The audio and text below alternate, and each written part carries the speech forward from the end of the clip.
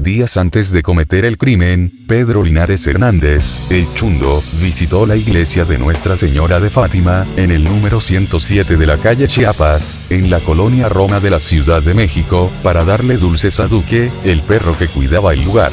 Cada que el Chundo iba a rezar al templo, alimentaba al can para acostumbrarlo a su presencia y para que el animal le tomara confianza. De esta forma, el día del asalto sería más fácil envenenarlo. La tarde del 9 de enero de 1957, el Chundo alistó los últimos detalles del plan junto a sus cómplices en el cuarto de la vecindad tepiteña donde vivía, conocida como El Paraíso. El robo sería ese mismo día.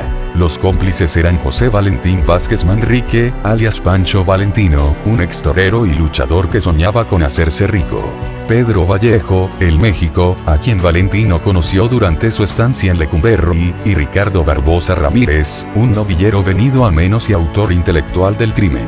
Pancho Valentino sacó del bolsillo de su pantalón un trozo de carne de res cruda y se lo pasó al Chundo, quien se encargó de aplicarle el veneno, estricnina. Luego de que cada quien tomara sus armas, los cuatro se subieron al Buick 1950, color mamey, de Barbosa y se encaminaron a la iglesia. Cerca de las 5 de la tarde se estacionaron en la calle Tonalá.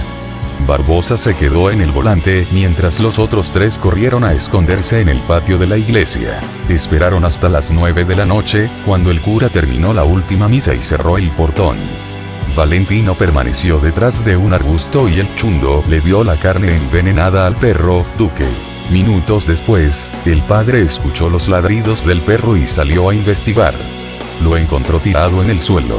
Cuando lo examinaba, Pancho Valentino salió de su escondite y le aplicó una llave de luchador al padre, quien intentó defenderse.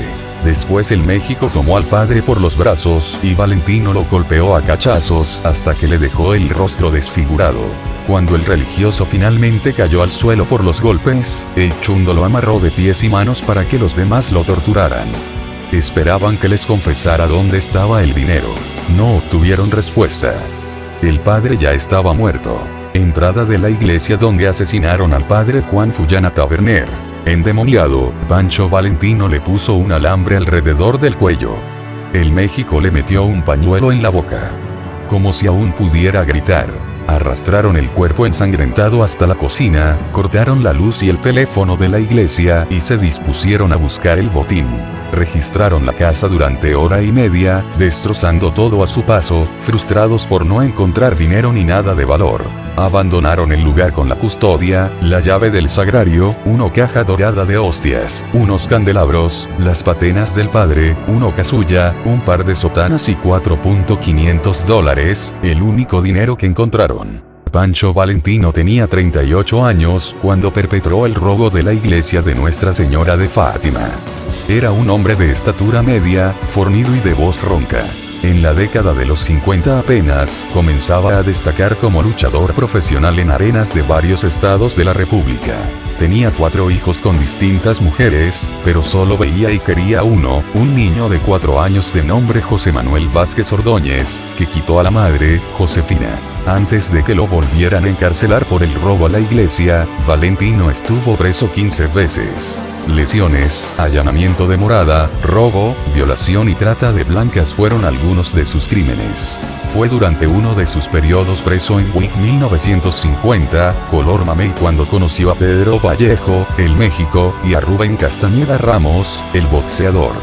Los tres se hicieron amigos y después cómplices en el asalto al templo religioso. Pancho Valentino estaba cansado de ser pobre, así se lo dijo a su amigo novillero, Ricardo Barbosa Ramírez. Entonces Barbosa le propuso el plan.